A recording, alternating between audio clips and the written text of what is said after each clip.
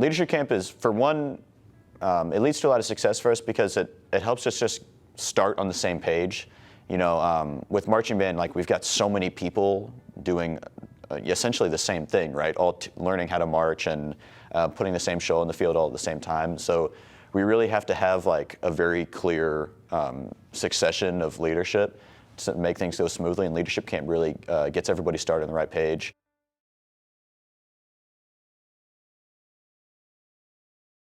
If you've been on the leadership team before, you'll see a lot of this presentation is going to be similar to what you've experienced with a couple small updates. But I think it's always just important to start the week off and get everyone on the same page.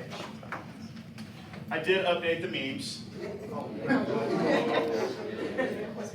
I think this one was from The Office last year, but I wanted to go a different direction.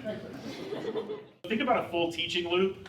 And the reason I call it that is like this is the cycle that should happen in your brain. And I'm going to leave this, actually if you want to take a picture of it, you're welcome to. You don't have to, it's pretty easy to remember. Present the information, observe how that presented information was learned or demonstrated, assess how the information was received, and then give feedback on your observation. Does that make sense? So do this. Think about what you saw, provide feedback, and then, or assess and then provide feedback. With marching fundamentals, hey, we're gonna work on 5, 6, 7, let's, and then we'll worry about go birds later. So we're worried about planting that foot. Practice that motion a couple times on your own. La, la, la, la, la, la, la, la. And then practice it a couple times on your own. Like, okay, now let's put it in context. 5, 6, 7, let's. And so then they practice it on their own a few times. What you're doing during that time on individual practice is you're actually observing what they're doing.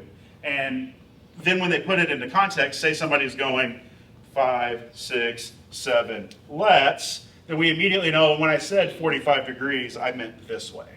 Or if you see 5, 6, 7, let's, then you know that they need to have the weight on the platform or the foot first. And so the individual practice gives your brain a little bit of time to get ahead of the feedback. So your brain's kind of processing what you're seeing from them before you have them do it as a group. So if you were here in the spring, Professor Matt, can I ask you to move back for just 1 second? We did a silly activity and we're gonna do it again. If you weren't here, this is gonna be a good time for you. 1, 2, and then 3. Okay, your job, so you can stay seated. So you're gonna go in order, 1, 2, 3. So you can only give me one piece of information. And I have to get this chair on that rack. Lift the chair up above the chairs. Align the chairs with the other chairs above the chairs. I'm 2. Make that chair look like the other chairs except above it. Wait. I mean, it looks exactly like them. Okay. Lift chair up above other chairs. Lower chair onto other chairs. So with our teaching workshops, we really try to make sure, like section to section, that we understand, for one, how to listen and what to listen for when it comes to, you know, teaching things, to, especially with these really big sections. You know, we've got, what, 62 trumpets this year. So these, like, we have to be really functional on a small level, because, like, at an individual level, so that, you know, our section leaders can walk up to one person and say, hey, this is how you can play this better, more effectively, et cetera.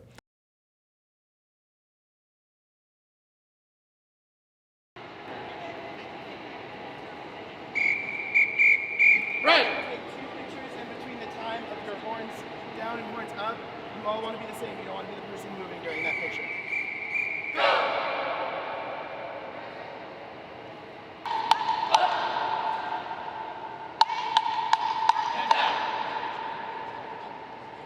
So over time, it's gonna feel funky for a day, but feel those shoulder blades contracting a little bit more towards each other. You don't want to be like this, but just feel those muscles engage, and it's gonna help your stability and your stamina holding the instrument. It's also easier to have forward momentum when those muscles are engaged, because you're gonna feel more stable.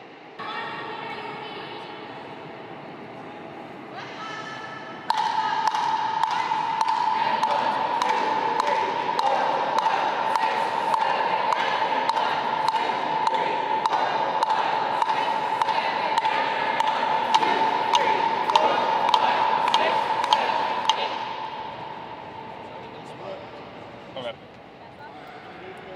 Okay, we're gonna do pass-offs, only station 1. So convene with your section and then come find us when you're ready.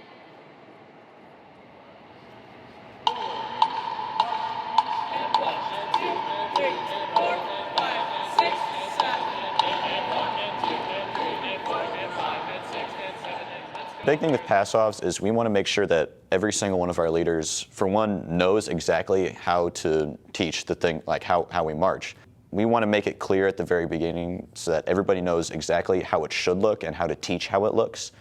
And then we also want to make sure that they are able to do that perfectly, because if our leaders cannot march perfectly, then we cannot reasonably expect them to teach everybody else to march perfectly.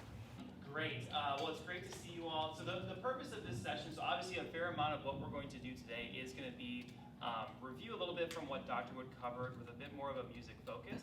So the first thing we'll do is, this is a slideshow I put in that email I sent that has all of this information. That way, if you want to review it, in particular, the last couple of pages just has a bunch of things musically for you to think about when you are planning for a rehearsal, when you are wanting to make a section of music better. So I know a lot of times, like the entire clarinet section will be together. It is perfectly appropriate to have part of your section will be, okay, all clarinet 1's going to go with Abby, all clarinet 2's and 3's are going to go with Kelly, and that's going to give a chance to work on specific things for those parts that may be a better use of time and a better musical product than having the entire section rehearsing the entirety of it all the time. So go into your smaller groups, someone get some notes, and just kind of think through what you typically do as warm-ups for playing stuff. Ready, set, break up, go.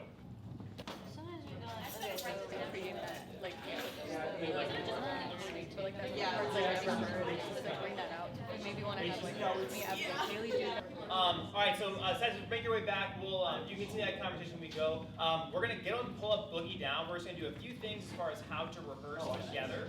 So here's measure 16. Let's go ahead and play Boogie Down. So 16. And 1, 2, 3, and go.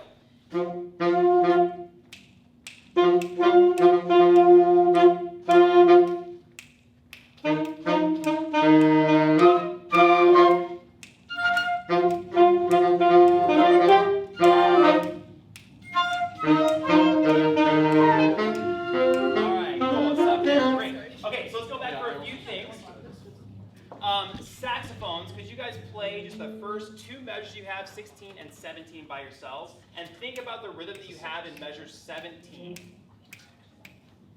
Let's go ahead and play those 2 measures again. Here's 16 and 17. 1, 2, and ready, and go.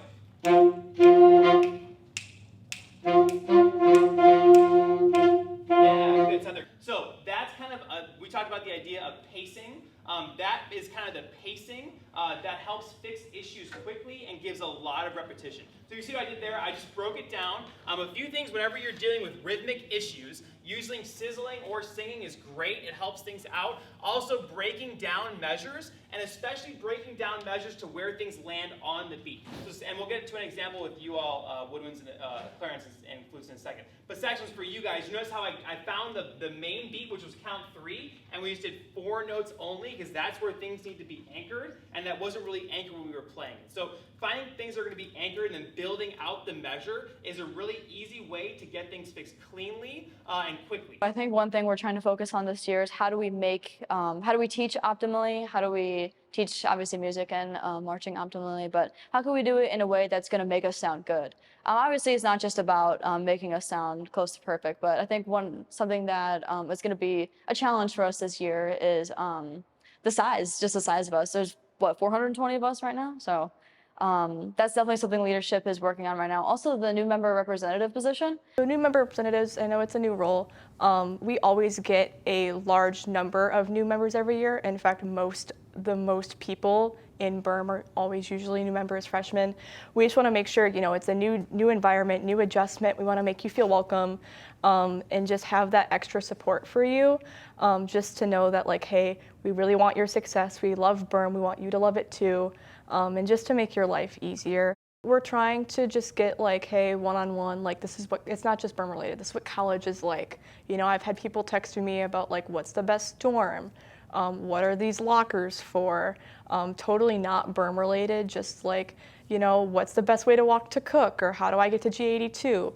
We're more of that, like, it's not just Berm related, it's we're that person if you need to know about something and you're like, I don't know what I'm doing. We're that reliable person that you at least know, like, you can go to the section leaders, but you can also trust us, that it is quite literally our job to provide you with that information and to make you succeed in college from day one. Okay, a few other just kind of general pieces of rehearsal advice.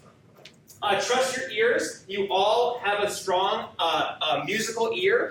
It's great, as mentioned before, to make sure that you ask students what they need help with, if there's anything they missed, encouraging a sense of people kind of jumping in and asking students what they are hearing, have them involved in that learning process, and have a lot of humility while you're teaching. You will not have all the answers. That's okay. These students are coming into college from a wide variety of band backgrounds. Some of them may have never had a trumpet lesson in their life, right? Some of them may have never had a trombone lesson in their life. They may have been taught to play completely incorrectly.